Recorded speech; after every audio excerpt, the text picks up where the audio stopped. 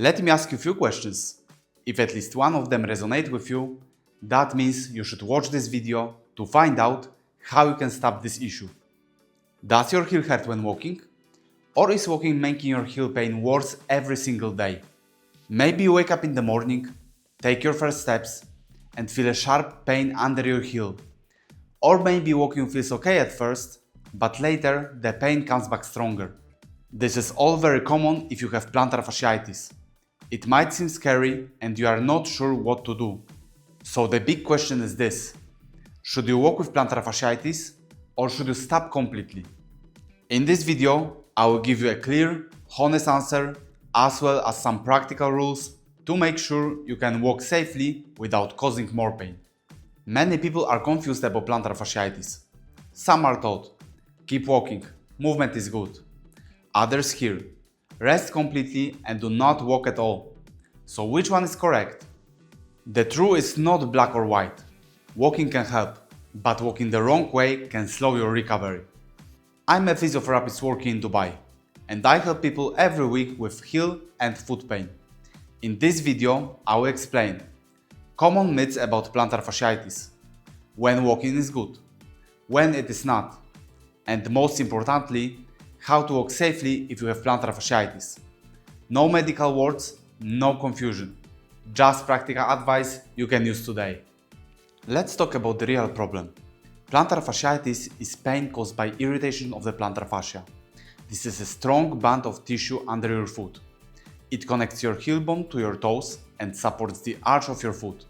When this tissue is overloaded, it becomes painful, especially in the morning, especially after long standing or walking. Now imagine this situation. You want to stay active. You want to walk for your health. Maybe walking is your only exercise, but every step hurts. You start asking yourself, am I damaging my foot more? Will this pain ever go away? Should I stop walking completely? This pain can affect your mood, your sleep, and your daily life. Some people even stop going outside because walking hurts too much. This is why this question matters so much. So let's clear up confusion and clarify a few misconceptions before we get to the most important part. Facts and myths about walking with plantar fasciitis. Myth 1. If it hurts, you are damaging your foot. Not always. Pain does not automatically mean damage. Sometimes the tissue is sensitive, not injured further. The key question is, does the pain settle within 24 hours? If yes, you are likely within safe load. Myth 2. You must completely rest until pain is zero. Complete rest for weeks can weaken the foot. Weak tissue tolerates less load. Less tolerance means pain returns faster. Smart loading is better than zero loading. Myth 3. Plantar fasciitis will go away on its own. Sometimes it improves, but many cases become chronic because people ignore symptoms, continue overloading, or do nothing except wait. Recovery usually requires strategy. Fact 1. Morning pain is normal in plantar fasciitis. That first step pain in the morning? Very common. During the night, the plantar fascia shortens slightly. First step stretches suddenly. This does not mean you made damage overnight. It is a typical pattern. Fact 2. Recovery takes time. Most cases improve in weeks to months, not days. If you expect quick results, you may feel discouraged. Consistency matters more than intensity. Fact 3. Walking is usually safe if controlled. For most people, walking is not the enemy. Uncontrolled overload is. When walking is adjusted correctly, it can be part of recovery, not the cause of the problem.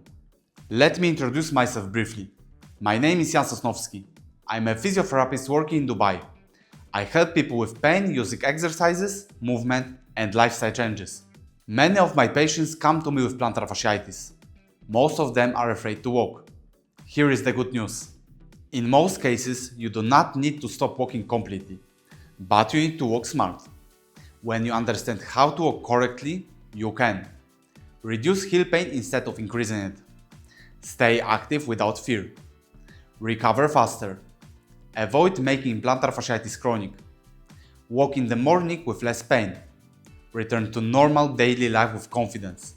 Now, let me explain exactly how walking can help or irritate plantar fasciitis more. Is walking good or bad for plantar fasciitis? Walking is a low-impact activity. That means it's usually safe for the foot. So walking is not the enemy. Overloading the foot is the enemy. Your foot needs the right amount of load. Not zero and not too much. If you walk too much, too fast, or with poor support, walking can irritate the plantar fascia more. But when adjusted correctly, walking helps. Let's go through the most important reasons why. Walking helps blood flow. Walking increases circulation in the foot and lower leg. And this is very important. The plantar fascia does not have very rich blood supply. It heals slowly. When you walk gently, you stimulate circulation. More blood flow means more oxygen, more nutrients, better removal of inflammatory waste products. This creates a better environment for tissue recovery. Complete rest reduces this stimulation, and sometimes too much rest makes healing slower. Walking supports healing. Tissue heals best with the right amount of load. Not zero load, not extreme load. Gentle walking provides controlled mechanical stimulation.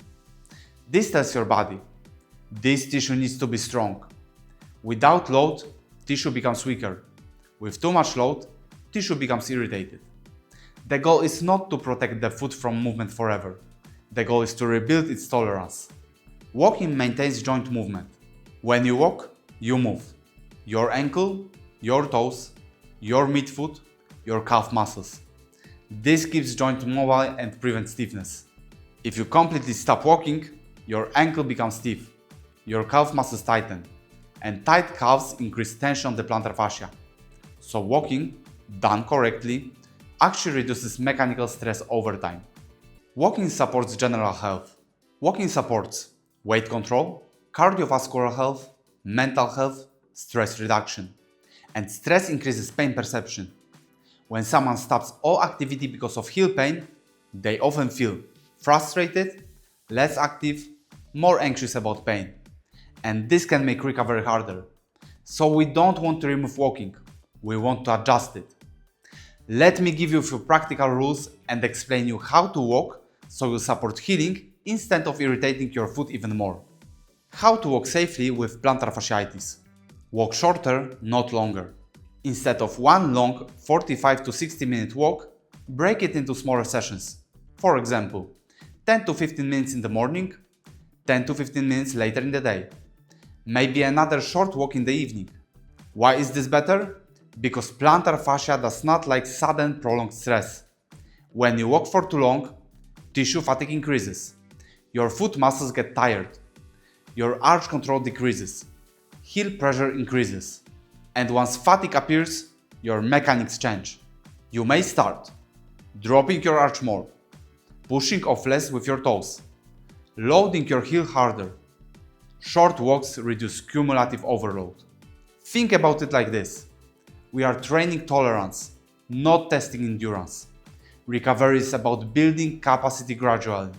How to know if your walking time is appropriate? Use this simple rule. If your pain stays the same or increases slightly but settles within 24 hours, you are likely within a safe range. If the next morning pain is significantly worse, first step pain is sharper than usual, then your previous walking load was too high. Reduce duration by 20 to 30% and reassess. Walk slower. Speed changes load.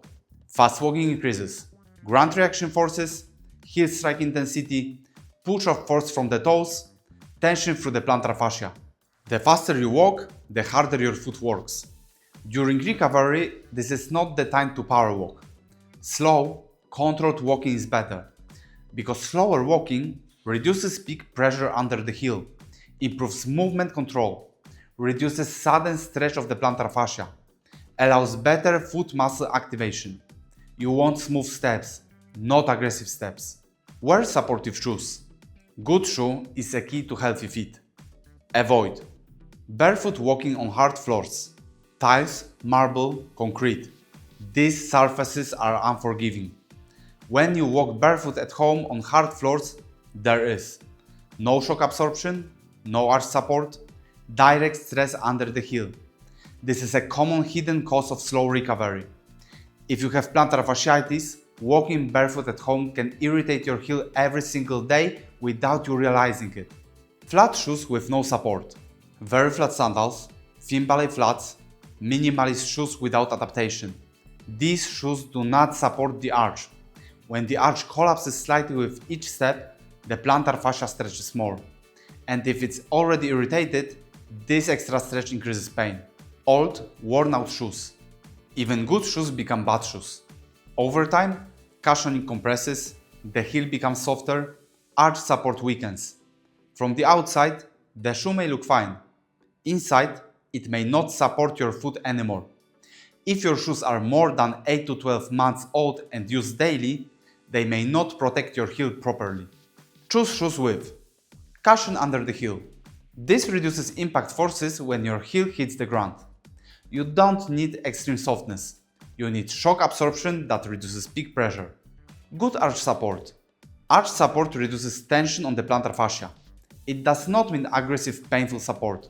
It means gentle support that helps the arch maintain shape during walking. Firm heel counter. This is the back part of the shoe. If it's too soft, heel moves excessively side to side. A firm heel counter improves stability and reduces unnecessary strain. You can test it. Press the back of your shoe. If it collapses easily, it may not provide enough support. Avoid heels and uneven surfaces. Walking uphill or on uneven ground increases stress on the plantar fascia. Choose flat surfaces when possible. Do not push through sharp pain. Pain is information. If your heel pain increases while walking, stop and rest. Pain should guide you, not fear. Bonus tips. Focus on how you walk. While walking, pay attention to land softly on your heel. Not stamping, not hitting the ground heavily. Roll through the foot. Heel, midfoot, toes. Avoid staying too long on the heel. Gentle push-off. Do not aggressively push through the toes. Keep your steps slightly shorter. Long strides increase tension under the foot. Shorter steps reduce strain. A simple walking test. Walk for 10 minutes at a slow pace. During the walk, ask yourself, is the pain sharp or mild? Is it increasing step by step? After the walk, check pain 1 hour later. Check pain the next morning. This feedback tells you whether your walking dose is correct. Pain is not the enemy, it is information. Warm up before walking. Many people start walking immediately after sitting for a long time. This is similar to morning first step pain. Before walking, move your ankle up and down 15 to 20 times. Gently stretch your calf. Roll your foot on the floor. This prepares the tissue. Cold tissue tolerates less load. Prepared tissue tolerates more. Remember this. We are not avoiding walking. We are teaching your foot to tolerate walking again. Shorter, slower, controlled, progressive. This is how you stay active without making plantar fasciitis worse. If you found this video helpful, there is more you need to know. Walking is only one part of plantar fasciitis recovery. The real progress happens when walking is combined with the right exercises and daily habits. If you want to reduce heel pain faster, learn safe exercises for plantar fasciitis, understand how to return to normal walking without fear, subscribe to this channel and watch the next video. I will show you exactly what to do step by step. Take care of your feet and I will see you in the next video.